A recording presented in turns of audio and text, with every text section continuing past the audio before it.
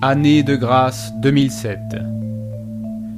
De nobles festivités se préparent sur les terres de Messire Bohémond des Trois Chênaies, seigneur de Sainte-Cécile. Tous les habitants s'affairent au village pour le plus grand plaisir, des badauds et des manants. Mais que se passe-t-il? Un vent de folie et d'aventure semble s'emparer des festivités.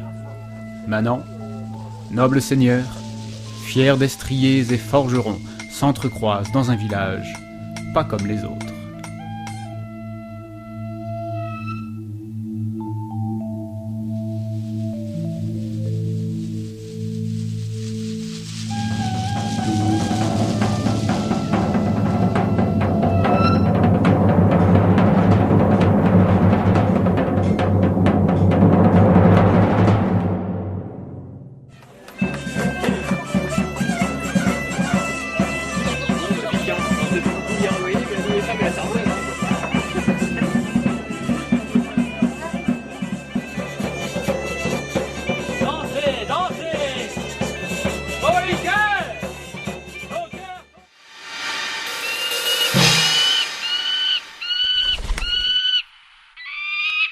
On veut les faire travailler sur les leurres, etc.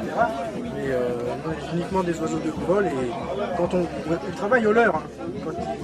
Là on sait comment c'est fait, la clairière, les bois autour, on passe au-dessus des arbres, on est sur la hauteur. Allez hop. Clac, ok. Encore. Alors pour l'accentuer un peu, ce qu'on va faire, c'est que tu vas gratter simplement avec le ciseau comme ça. Tu vas gratter là où tu l'as enlevé un peu pour qu'on ait l'intérieur de l'œil qui soit en relief. D'accord ?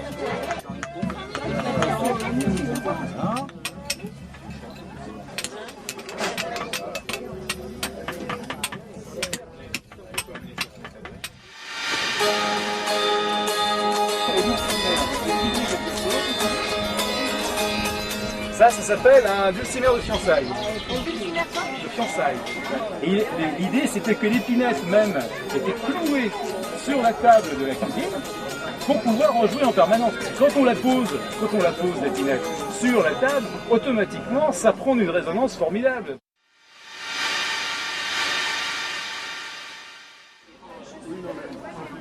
Là, j'assemble des petits carrés que j'ai déjà fait en assemblant quelques anneaux, puisque le principe de la côte de maille, c'est toujours qu'un anneau soit attaché par 4 autres anneaux autour. Et donc combien de temps il faut pour réaliser une cote? Ça dépend du talent du auberger. Ça peut aller de très longtemps si on passe un peu de temps en temps, ou jusqu'à une semaine quand on s'y met vraiment à fond. Tous ces objets-là ont un sens, voire deux, plus souvent deux sens d'ailleurs. Tout ce qui sort du religieux, ça a des sens très symboliques. Donc on n'a pas de signification écrite parce que ceux qui portaient ces objets-là n'étaient pas les nobles, et ne savaient ni lire ni écrire. Donc.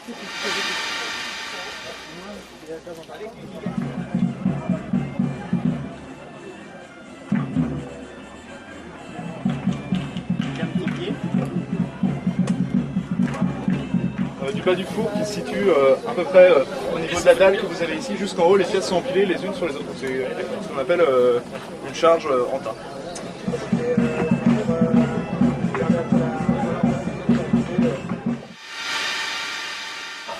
Moi j'ai un métier qui s'appelle engin néour. L'engin néour, effectivement, c'est celui qui fabrique les engins.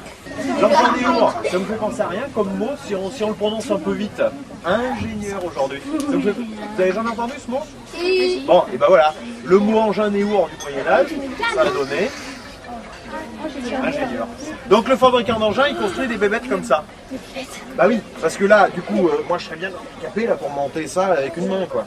Du coup, avec cette machine-là, regardez. Ah bah elle est fraise.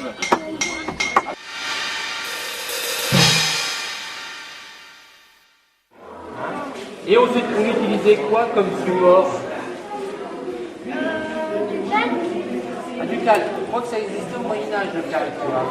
À ton avis, tenez, allez, vous allez toucher. Donc ça, c'est du parchemin. C'est là-dessus qu'on écrivait.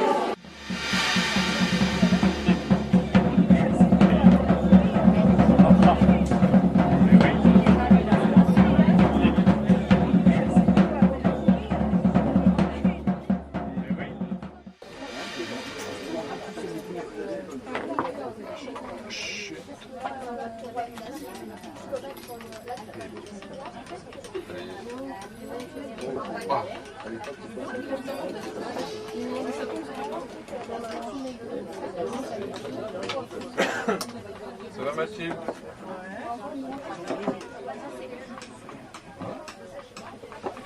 Elle tient, c'est déjà pas mal, hein.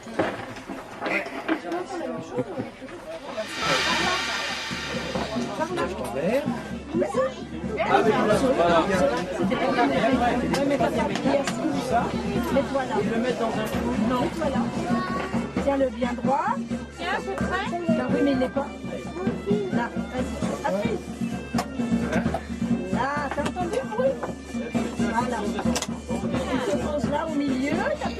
Apporter ce bon remède contre notre maladie. Et moultes épices. Fort bien, fort bien. Je vois nos excellents eaux de fée. Voulez-vous déguster? Mais il vient pas. Ouais, parce que c'est fin août, début septembre.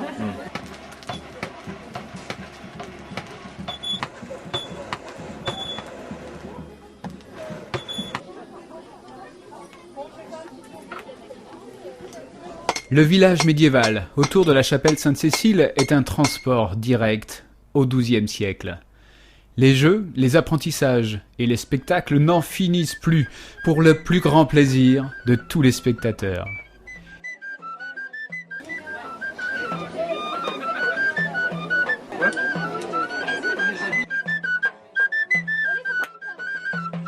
On peut encore porter des grands boucliers comme ça, attention Sam. Hop, prêt pour la guerre. On peut encore porter des grands boucliers comme ça pour partir au combat.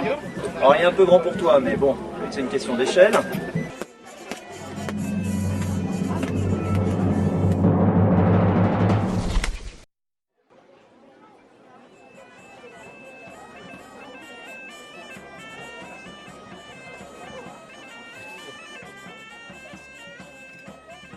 On les place sur ces deux. Voilà, sur les deux premières lignes, on veut. Alors par contre, C'est la famille des langues. super, et puis c'est tout.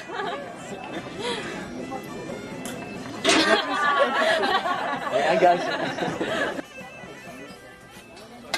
Voilà. Ça, la flèche elle doit passer là-dessus. Comme ça. Voilà. Les deux yeux ouverts, on est un peu haut là. Si on dit le plafond.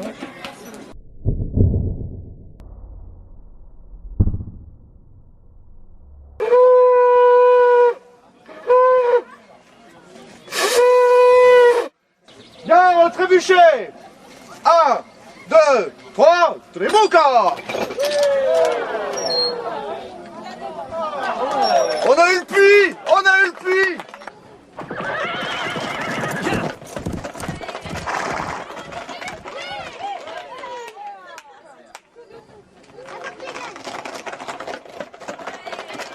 Le roi de France, Philippe II, dit Auguste, a eu vent par moult espions de l'arrivée sur les terres de Messire Bohémond des Trois Chênets de l'épée Excalibur.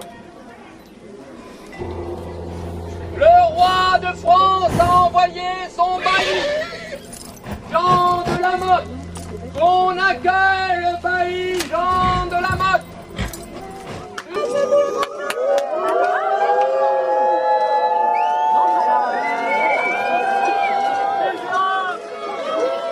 Vous êtes mon invité, restons courtois. Venez donc siéger à mes côtés. Sire Pierre de Brienne défendra vos couleurs face à ces deux François. Ils ont un nom, mes François. Nommez-les héros. Messire Boniface de Montferrat et Messire Antoine de Courcelles d'Ilaté.